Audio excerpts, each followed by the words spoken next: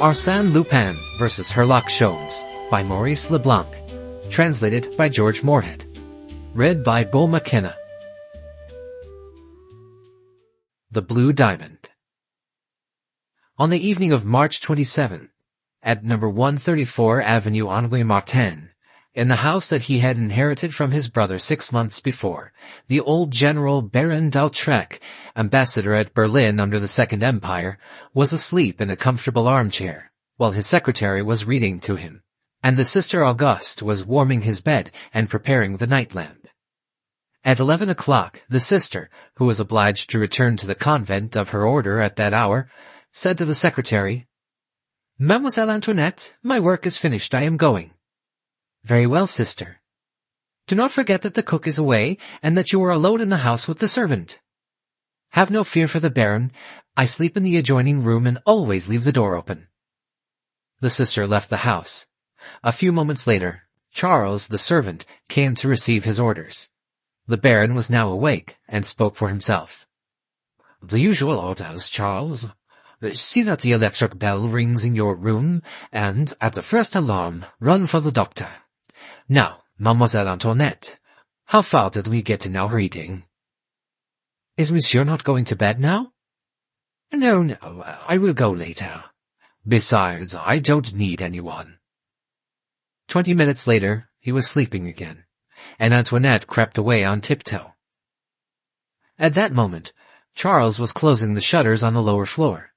In the kitchen, he bolted the door leading to the garden, and, in the vestibule, he not only locked the door but hooked the chain as well. Then he ascended to his room on the 3rd floor, went to bed, and was soon asleep. Probably an hour had passed, when he leaped from his bed in alarm. The bell was ringing. It rang for some time, 7 or 8 seconds perhaps, without intermission. "Well," muttered Charles, recovering his wits, "another of the Baron's whims." He dressed himself quickly, descended the stairs, stopped in front of the door, and rapped, according to his custom. He received no reply. He opened the door and entered. No light," he murmured. "What is that for?" Then in a low voice he called, "Mademoiselle?" No reply. "Are you there, mademoiselle? What's the matter? Is Monsieur le Baron ill?" No reply. Nothing but a profound silence that soon became depressing. He took 2 steps forward. His foot struck a chair, and having touched it, he noticed that it was overturned. Then with his hand he discovered other objects on the floor, a small table and a screen. Anxiously he approached the wall, felt for the electric button, and turned on the light. In the center of the room, between the table and dressing case, lay the body of his master, the Baron d'Autrec. "What? It can't be possible," he stammered. He could not move. He stood there with bulging eyes, gazing stupidly at the terrible disorder, the overturned chairs, a large crystal candelabra shattered in 1,000 pieces, the clock lying on the marble hearthstone, all evidence of a fearful and desperate struggle. The handle of a stiletto glittered, not far from the corpse. The blade was stained with blood. A handkerchief, marked with red spots, was lying on the edge of the bed. Charles recoiled with horror.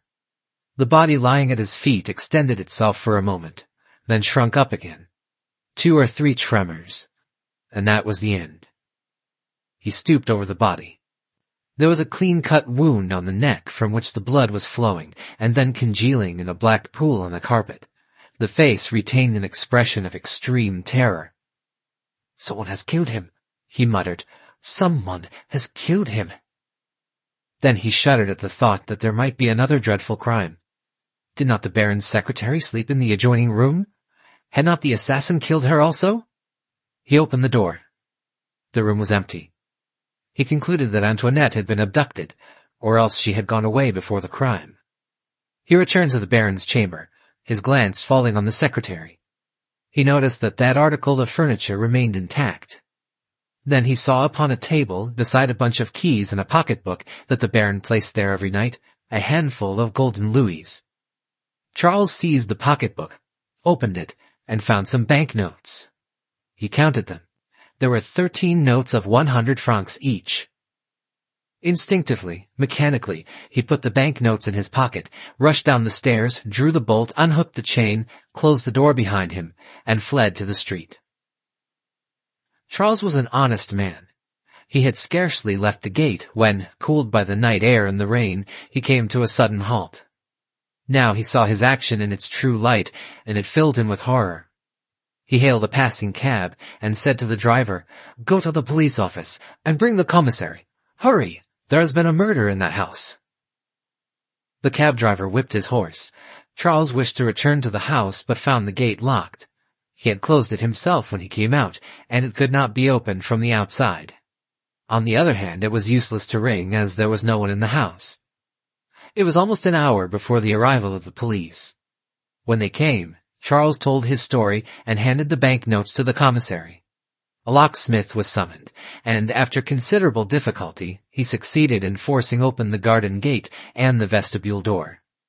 The commissary of police entered the room first, but immediately turned to Charles and said, "You told me that the room was in the greatest disorder." Charles stood at the door, amazed, bewildered. All the furniture had been restored to its accustomed place.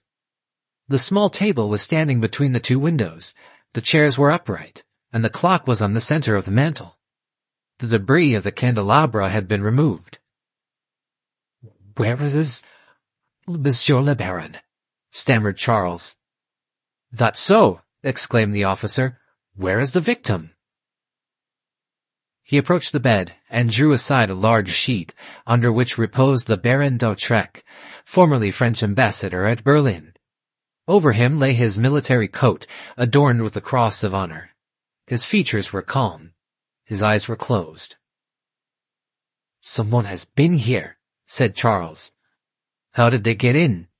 "I don't know. But someone has been here during my absence. There was a stiletto on the floor, there. And a handkerchief, stained with blood, on the bed. They are not here now. They have been carried away, and someone has put the room in order." "Who would do that?" "The assassin. But we found all the doors locked. He must have remained in the house. Then he must be here yet, as you were in front of the house all the time." Charles reflected a moment, then said slowly, "Yes, of course. I didn't go away from the gate."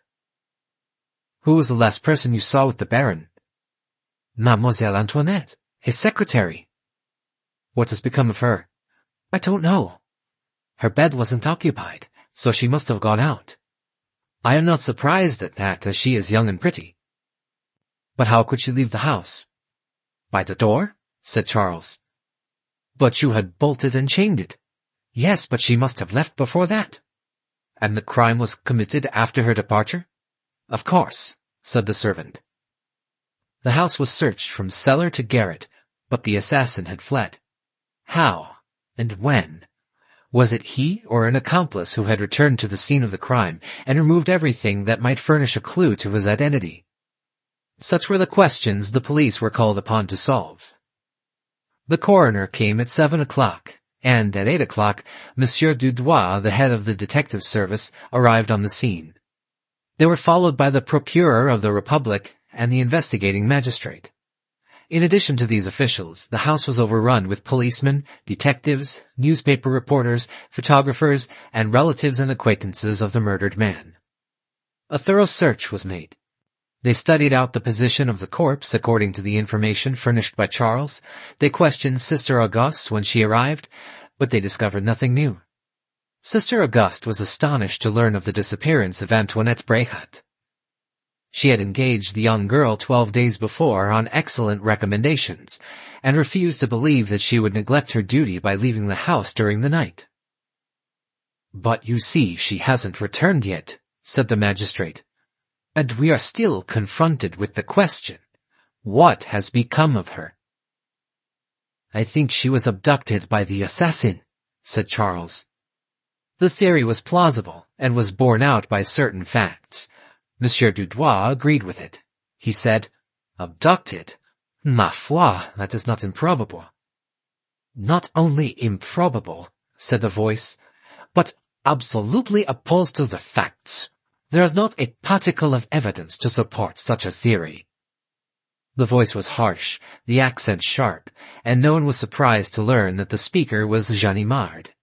In no one else would they tolerate such a domineering tone. "Ah, it is you, Ganimard," exclaimed Monsieur Dutoit. "I had not seen you before." "I have been here since 2 o'clock. "So, you are interested in some things outside of lottery ticket number 514, the affair of the Rue Clapeyron, the blonde lady, and Arsène Lupin?" "Ha ha!" laughed the veteran detective. "I will not say that Lupin is a stranger to the present case. But let us forget the affair of the lottery ticket for a few moments, and try to unravel this new mystery." Ganimard is not one of those celebrated detectives whose methods will create a school, or whose name will be immortalized in the criminal annals of his country. He is devoid of those flashes of genius which characterize the work of Dupin, Lecoq, and Sherlock Holmes. Yet it must be admitted, he possesses superior qualities of observation, sagacity, perseverance, and even intuition. His merit lies in his absolute independence. Nothing troubles or influences him, except, perhaps, a sort of fascination that Arsène Lupin holds over him. However that may be, there is no doubt that his position on that morning, in the house of the late Baron d'Autrec, was one of undoubted superiority, and his collaboration in the case was appreciated and desired by the investigating magistrate. "In the first place," said Ganimard, "I will ask Monsieur Charles to be very particular on one point. He says that, on the occasion of his first visit to the room, various articles of furniture were overturned and strewn about the place. Now I ask him whether, on his second visit to the room, he found all those articles restored to their accustomed places. I mean, of course, correctly placed." "Yes, all in their proper places," replied Charles. "It is obvious, then, that the person who replaced them must have been familiar with the location of those articles." The logic of this remark was apparent to his hearers. Ganimard continued, "One more question, Monsieur Charles. You were awakened by the ringing of your bell. Now who, do you think, rang it?" "Monsieur the Baron, of course."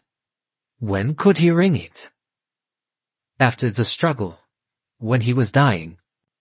"Impossible!" "Because you found him lying unconscious at a point more than 4 meters from the bell button." "Then he must have rung during the struggle." "Impossible!" declared Ganimard, "since the ringing, as you have said, was continuous and uninterrupted, and lasted 7 or 8 seconds. Do you think his antagonist would have permitted him to ring the bell in that leisurely manner?" "Well, then it was before the attack." "Also quite impossible, since you have told us that the lapse of time between the ringing of the bell and your entrance to the room was not more than 3 minutes. Therefore, if the Baron rang before the attack, we are forced to the conclusion that the struggle, the murder, and the flight of the assassin all occurred within the short space of 3 minutes. I repeat, that is impossible." "And yet," said the magistrate, "someone rang. If it were not the Baron, who was it?" "The murderer." "For what purpose?" "I do not know. But the fact that he did ring proves that he knew that the bell communicated with the servant's room.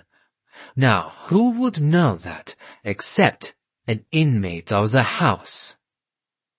Ganimard was drawing the meshes of his net closer and tighter. In a few clear and logical sentences he had unfolded and defined his theory of the crime, so that it seemed quite natural when the magistrate said, "As I understand it, Ganimard, you suspect the girl Antoinette Bréhat." "I do not suspect her, I accuse her." "You accuse her of being an accomplice." "I accuse her of having killed Baron d'Autrec." "Nonsense! What proof have you?" "The handful of hair I found in the right hand of the victim." He produced the hair. It was of a beautiful blonde color, and glittered like threads of gold. Charles looked at it and said, "That is Mademoiselle Antoinette's hair. There can be no doubt of it. And then, there is another thing. I believe that the knife, which I saw on my first visit to the room, belonged to her. She used it to cut the leaves of books. A long, dreadful silence followed, as if the crime had acquired an additional horror by reason of having been committed by a woman. At last the magistrate said, "Let us assume, until we are better informed, that the Baron was killed by Antoinette Bréhat. We have yet to learn where she concealed herself after the crime, how she managed to return after Charles left the house, and how she made her escape after the arrival of the police. Have you formed any opinion on those points, Ganimard?" "None." "Well then, where do we stand?" Ganimard was embarrassed. Finally, with a visible effort, he said, "All I can say is that I find in this case the same method of procedure as we found in the affair of the lottery ticket number 514, the same phenomena, which might be termed the faculty of disappearing. Antoinette Bréhat has appeared and disappeared in this house as mysteriously as Arsène Lupin entered the house of Monsieur Detinan and escaped therefrom in the company of the blonde lady." "Does that signify anything?" "It does to me. I can see a probable connection between those two strange incidents. Antoinette Bréhat was hired by Sister Auguste 12 days ago, that is to say, on the day after the blonde lady so cleverly slipped through my fingers. In the second place, the hair of the blonde lady was exactly of the same brilliant golden hue as the hair found in this case.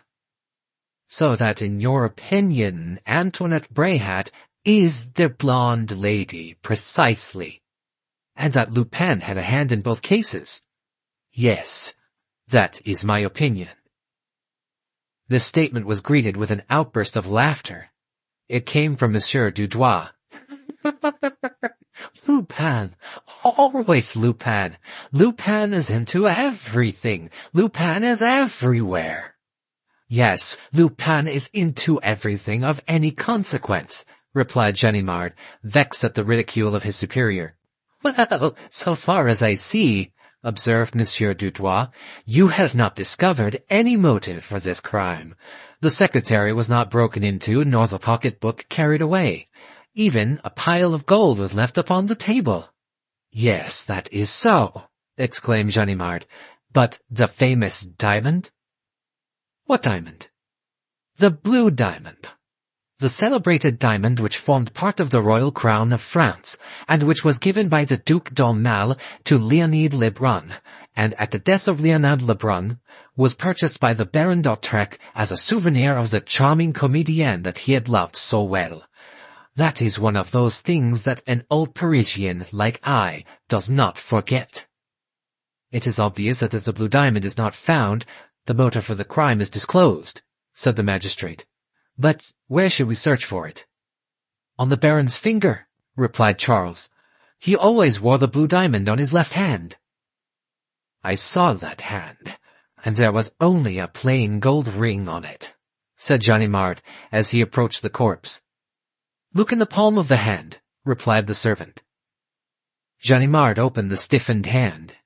The bezel was turned inward, and in the center of that bezel, the blue diamond shone with all its glorious splendor. "The deuce!" muttered Ganimard, absolutely amazed. "I don't understand it." "You will now apologize to Lupin for having suspected him, eh?" said Monsieur Dudois, laughing.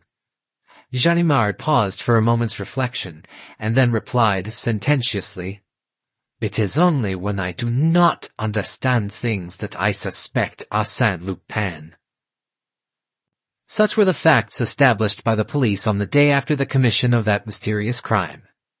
Facts that were vague and incoherent in themselves, and which were not explained by any subsequent discoveries.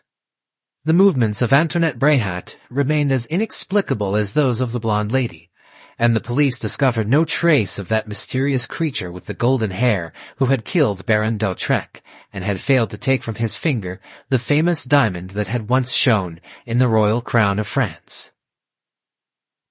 The heirs of the Baron d'Autrec could not fail to benefit by such notoriety. They established in the house an exhibition of the furniture and other objects which were to be sold at the auction rooms of Drouot and Company. Modern furniture of indifferent taste, various objects of no artistic value, but in the center of the room, in a case of purple velvet, protected by a glass globe and guarded by 2 officers, was the famous blue diamond ring. A large magnificent diamond of incomparable purity, and of that indefinite blue which the clear water receives from an unclouded sky, of that blue which can be detected in the whiteness of linen. Some admired, some enthused, and some looked with horror on the chamber of the victim, on the spot where the corpse had lain, on the floor divested of its blood-stained carpet, and especially the walls, the unsurmountable walls over which the criminal must have passed. Some assured themselves that the marble mantle did not move. Others imagined gaping holes, mouths of tunnels, secret connections with the sewers and the catacombs. The sale of the blue diamond took place at the salesroom of Drouot and Company.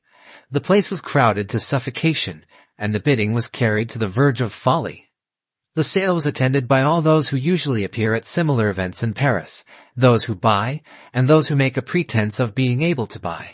Bankers, brokers, artists, women of all classes, 2 cabinet ministers, an Italian tenor, an exiled king who, in order to maintain his credit, bid with much ostentation, and in a loud voice, as high as 100,000 francs. 100,000 francs! He could offer that sum without any danger of his bid being accepted. The Italian tenor risked 150,000, and a member of the Comédie Française bid 175,000 francs. When the bidding reached 200,000 francs, the smaller competitors fell out of the race. At 250,000, only 2 bidders remained in the field: Hirschman, the well-known capitalist, the king of gold mines, and the Countess de Crozon, the wealthy American, whose collection of diamonds and precious stones is famed throughout the world. 260,000, 270,000, 75, 80, exclaimed the auctioneer, as he glanced at the 2 competitors in succession. 280,000 for Madame. Do I hear any more? 300,000, said Hirschman. There was a short silence. The Countess was standing, smiling, but pale from excitement. She was leaning against the back of the chair in front of her. She knew, and so did everyone present, that the issue of the duel was certain. Logically, inevitably, it must terminate to the advantage of the capitalist, who had untold millions with which to indulge his caprices. However, the Countess made another bid. 305,000. Another silence. All eyes were now directed to the capitalist in the expectation that he would raise the bidding. But Hirschman was not paying any attention to the sale. His eyes were fixed on a sheet of paper which he held in his right hand, while the other hand held a torn envelope. 305,000, repeated the auctioneer. Once. Twice. For the last time, do I hear any more? Once. Twice. Am I offered any more? Last chance. Hirschman did not move. Third and last time. Sold, exclaimed the auctioneer, as his hammer fell. 400,000, cried Hirschman, starting up as if the sound of the hammer had roused him from his stupor. Too late. The auctioneer's decision was irrevocable. Some of Hirschman's acquaintances pressed around him. What was the matter? Why did he not speak sooner? He laughed and said, Ma foi, I simply forgot, in a moment of abstraction. That is strange. You see, I just received a letter. And that letter was sufficient to distract my attention? Yes, for a moment. Ganimard was there. He had come to witness the sale of the ring. He stopped one of the attendants of the auction room and said, Was it you who carried the letter to Monsieur Hirschman? Yes. Who gave it to you? A lady. Where is she? Where is she? She was sitting down there. The lady who wore a thick veil. She has gone? Yes, just this moment. Ganimard hastened to the door, and saw the lady descending the stairs. He ran after her. A crush of people delayed him at the entrance. When he reached the sidewalk, she had disappeared. He returned to the auction room, accosted Hirschman, introduced himself, and inquired about the letter. Hirschman handed it to him. It was carelessly scribbled in pencil, in a handwriting unknown to the capitalist, and contained these few words: "The blue diamond brings misfortune. Remember the Baron d'Autrec." The vicissitudes of the blue diamond were not yet at an end. Although it had become well known through the murder of the Baron d'Autrec and the incidents at the auction rooms, it was 6 months later that it attained even greater celebrity.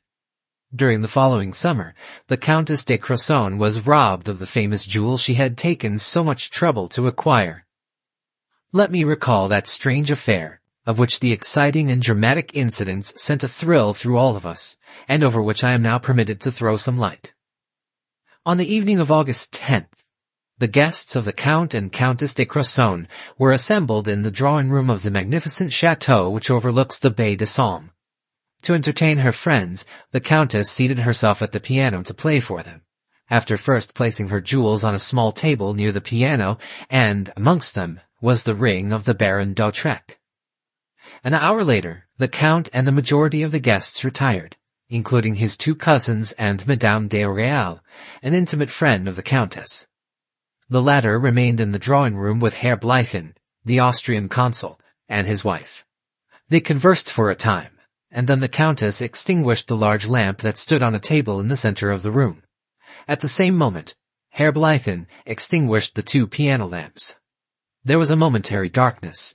Then the consul lighted a candle, and the 3 of them retired to their rooms.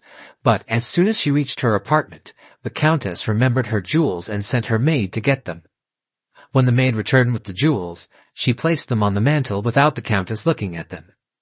Next day, Madame de Crozon found that one of her rings was missing. It was the blue diamond ring.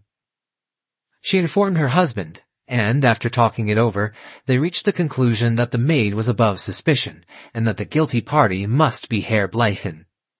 The Count notified the commissary of police at Amiens, who commenced an investigation and, discreetly, exercised a strict surveillance over the Austrian consul to prevent his disposing of the ring. The chateau was surrounded by detectives day and night. 2 weeks passed without incident. Then Herr Bleichen announced his intended departure.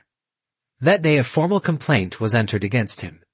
The police made an official examination of his luggage. In a small satchel, the key to which was always carried by the consul himself, they found a bottle of dentifrice, and in that bottle they found the ring. Madame Bleichen fainted. Her husband was placed under arrest. Everyone will remember the line of defense adopted by the accused man. He declared that the ring must have been placed there by the Count de Crozon as an act of revenge. He said, "The Count is brutal and makes his wife very unhappy. She consulted me, and I advised her to get a divorce. The Count heard of it in some way, and, to be revenged on me, he took the ring and placed it in my satchel." The Count and Countess persisted in pressing the charge. Between the explanation which they gave and that of the consul, both equally possible and equally probable, the public had to choose. No new fact was discovered to turn the scale in either direction. A month of gossip, conjectures, and investigations failed to produce a single ray of light. Wearied of the excitement and notoriety, and incapable of securing the evidence necessary to sustain their charge against the consul, the Count and Countess at last sent to Paris for a detective competent to unravel the tangled threads of this mysterious skein. This brought Ganimard into the case. For 4 days the veteran detective searched the house from top to bottom, examined every foot of the ground, had long conferences with the maid, the chauffeur, the gardeners, the employees in the neighboring post offices, visited the rooms that had been occupied by the various guests. Then one morning he disappeared without taking leave of his host or hostess. But a week later they received this telegram: "Please come to the Japanese tea room, Rue Boissy d'Anglais, tomorrow, Friday, evening at 5 o'clock. Ganimard." At 5 o'clock Friday evening, their automobile stopped in front of number 9 Rue Boissy d'Anglais. The old detective was standing on the sidewalk, waiting for them. Without a word, he conducted them to the first floor of the Japanese tea room.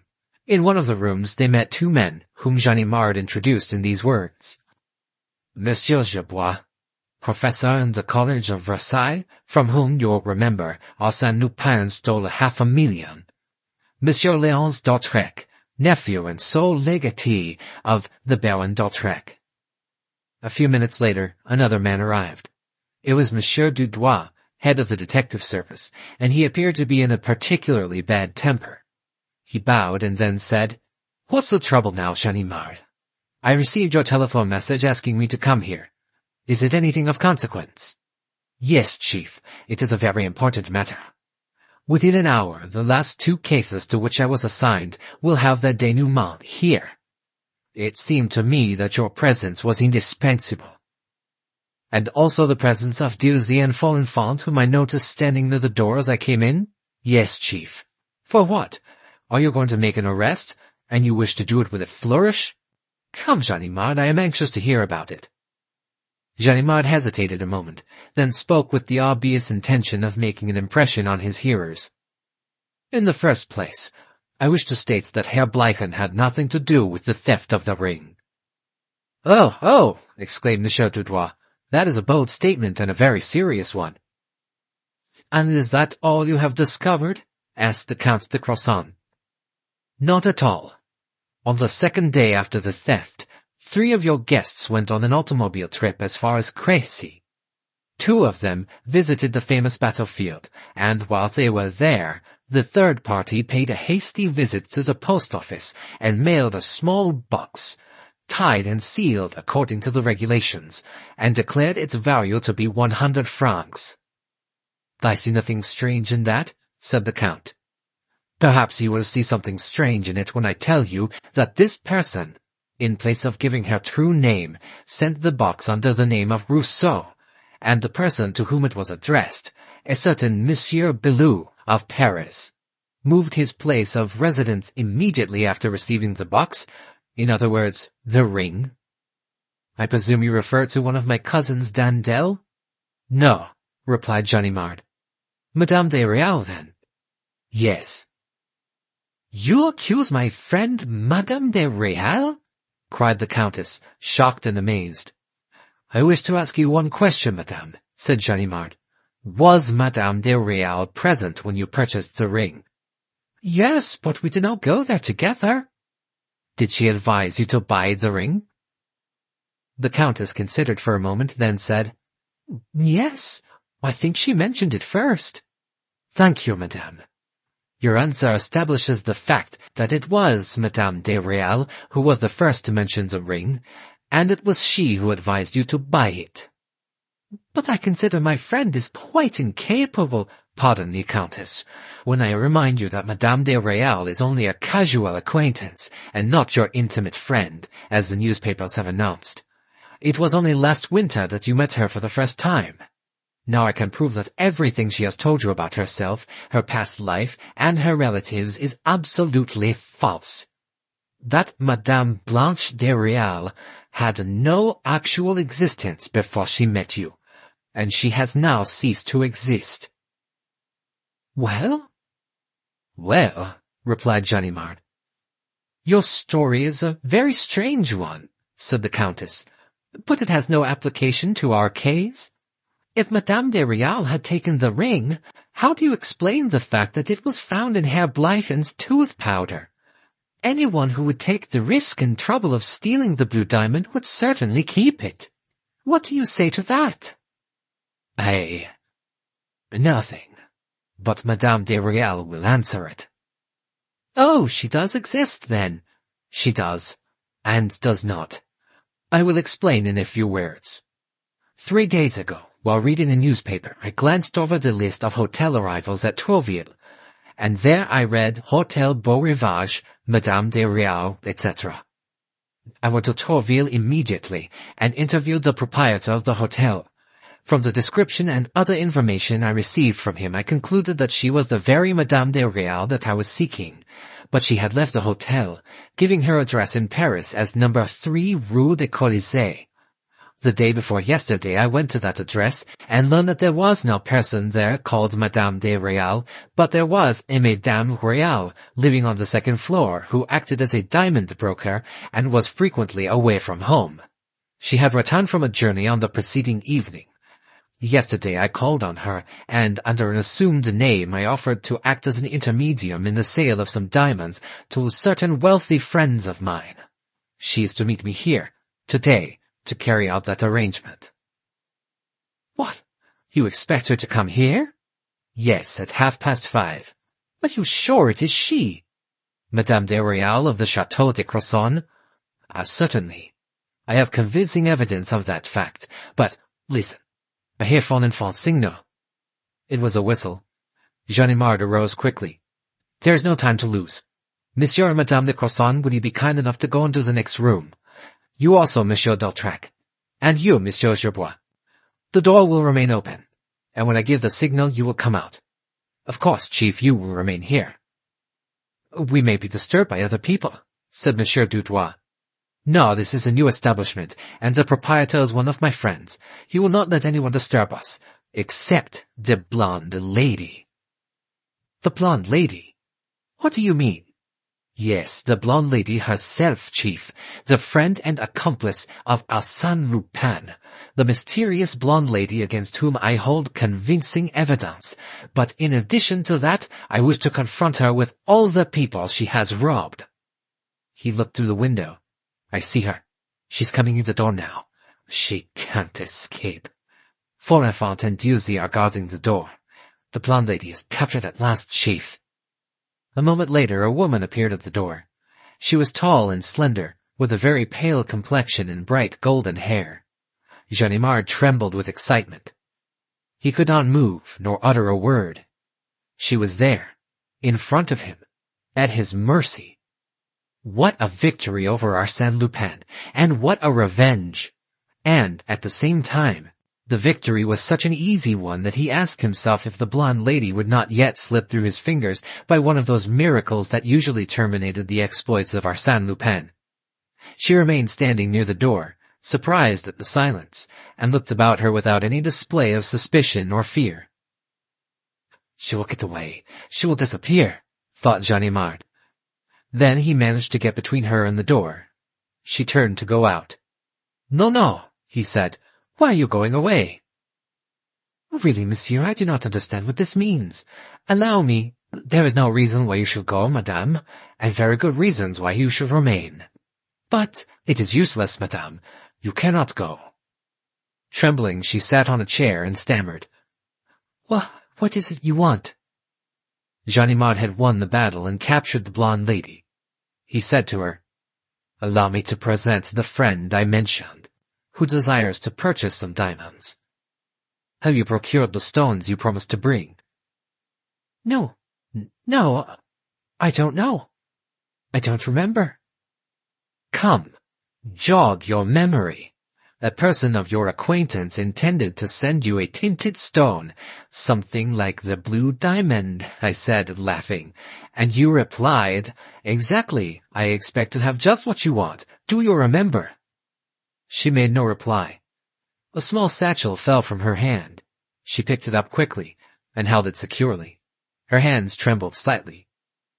"Come," said Ganimard, "I see you have no confidence in us, Madame de Réal. I shall set you a good example by showing you what I have."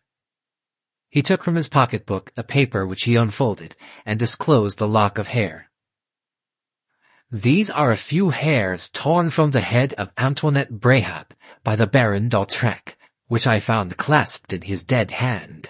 I have shown them to Mademoiselle Gerbois, who declares they are of the exact color of the hair of the blonde lady. Besides, they are exactly the color of your hair, the identical color." Madame Réal looked at him in bewilderment, as if she did not understand his meaning. He continued, "And here are 2 perfume bottles, without labels, it is true, and empty, but still sufficiently impregnated with their odor to enable Mademoiselle Gerbois to recognize in them the perfume used by that blonde lady who was her traveling companion for 2 weeks. Now, one of these bottles was found in the room that Madame de Réal occupied at the Château de Crozon, and the other in the room that you occupied at the Hôtel Beau Rivage." "What do you say? The blonde lady? The Château de Crozon?" The detective did not reply.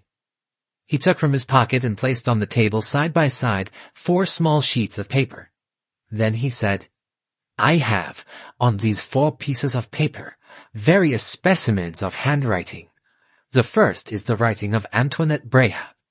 The second was written by the woman who sent the note to Baron Hirschman at the auction sale of the Blue Diamond. The third is that of Madame de Réal, written while she was stopping at the Château de Crozon. And the fourth is your handwriting, madame. It is your name and address, which you gave to the porter of the Hotel Beau Rivage at Trouville. Now compare the 4 handwritings. They are identical." "What absurdity is this? Really, monsieur, I do not understand. What does it mean?" "It means, madame," exclaimed Ganimard, "that the blonde lady, the friend and accomplice of Arsène Lupin, is none other than you, Madame Réal." Ganimard went to the adjoining room and returned with Monsieur Gerbois, whom he placed in front of Madame Réal, as he said, "Monsieur Gerbois, is this the person who abducted your daughter, the woman you saw at the house of Monsieur Detinan?" "No." Ganimard was so surprised that he could not speak for a moment. Finally he said, "No? You must be mistaken." "I am not mistaken.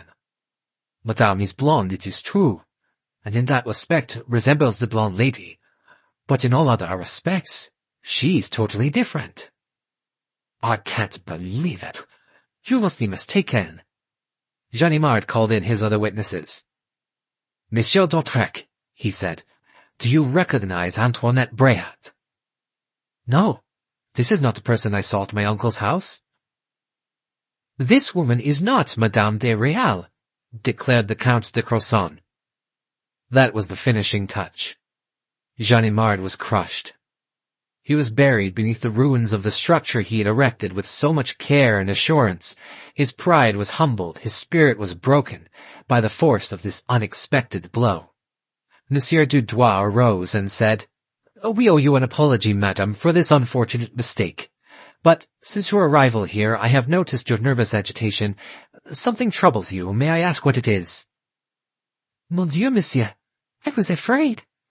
My satchel contains diamonds to the value of 100,000 francs, and the conduct of your friend was rather suspicious." "But you are frequently absent from Paris. How do you explain that?" "I make frequent journeys to other cities in the course of my business, that is all." Monsieur Dudouis had nothing more to ask. He turned to his subordinate and said, "Your investigation has been very superficial, Ganimard, and your conduct toward this lady is really deplorable. You will come to my office tomorrow and explain it." The interview was at an end, and Monsieur Dudouis was about to leave the room when a most annoying incident occurred. Madame Réal turned to Ganimard and said, "I understand that you are Monsieur Ganimard. Am I right?" "Yes." "Then this letter must be for you. I received it this morning. It was addressed to Monsieur Justin Ganimard, care of Madame Réal. I thought it was a joke, because I did not know you under that name, but it appears that your unknown correspondent knew of our rendezvous." Ganimard was inclined to put the letter in his pocket unread, but he dared not do so in the presence of his superior, so he opened the envelope and read the letter aloud in an almost inaudible tone. "Once upon a time there was a blonde lady, a Lupin, and a Ganimard. Now the wicked Ganimard had evil designs on the pretty blonde lady, and the good Lupin was her friend and protector. When the good Lupin wished the blonde lady to become the friend of the Countess de Crozon, he caused her to assume the name of Madame de Réal, which is a close resemblance to the name of a certain diamond broker, a woman with a pale complexion and golden hair. And the good Lupin said to himself, if ever the wicked Ganimard gets upon the track of the blonde lady, how useful it will be to me if he should be diverted to the track of the honest diamond broker. A wise precaution that has borne good fruit. A little note sent to the newspaper read by the wicked Ganimard, a perfume bottle intentionally forgotten by the genuine blonde lady at the Hotel Beau Rivage, the name and address of Madame Réal written on the hotel register by the genuine blonde lady, and the trick is played. What do you think of it, Ganimard? I wish to tell you the true story of this affair, knowing that you would be the first to laugh over it. Really, it is quite amusing, and I have enjoyed it very much. Accept my best wishes, dear friend, and give my kind regards to the worthy Monsieur Dutoit, Arsène Lupin." "He knows everything," muttered Ganimard, but he did not see the humor of the situation as Lupin had predicted. "He knows some things I have never mentioned to anyone. How could he find out that I was going to invite you here, Chief? How could he know that I had found the first perfume bottle? How could he find out those things?" He stamped his feet and tore his hair, a prey to the most tragic despair. Monsieur Dutoit felt sorry for him, and said, "Come, Ganimard, never mind. Try to do better next time." And Monsieur Dutoit left the room, accompanied by Madame Real. During the next 10 minutes, Ganimard read and reread the letter of Arsène Lupin. Monsieur and Madame de Crozon, Monsieur d'Autrec, and Monsieur Gerbois were holding an animated discussion in a corner of the room. At last the Count approached the detective and said, "My dear Monsieur, after your investigation, we are no nearer the truth than we were before. Pardon me, but my investigation has established these facts: that the blonde lady is the mysterious heroine of these exploits, and that Arsène Lupin directed them. Those facts do not solve the mystery. In fact, they render it more obscure. The blonde lady commits a murder in order to steal the blue diamond, and yet she does not steal it. Afterwards, she steals it and gets rid of it by secretly giving it to another person. How do you explain her strange conduct?" "I cannot explain it." "Of course, but perhaps someone else can." "Who?" The Count hesitated, so the Countess replied frankly, "There is only one man besides yourself who is competent to enter the arena with Arsène Lupin and overcome him. Have you any objection to our engaging the services of Herlock Sholmes in this case?" Ganimard was vexed at the question, but stammered a reply. "No, but I do not understand what—" "Let me explain. All this mystery annoys me. I wish to have it cleared up. Monsieur Gerbois and Monsieur d'Autrec have the same desire, and we have agreed to send for the celebrated English detective." "You are right, madame," replied the detective, with a loyalty that did him credit. "You are right. Old Ganimard is not able to overcome Arsène Lupin. But will Herlock Sholmes succeed? I hope so, as I have the greatest admiration for him, but it is improbable." "Do you mean to say that he will not succeed?" "That is my opinion.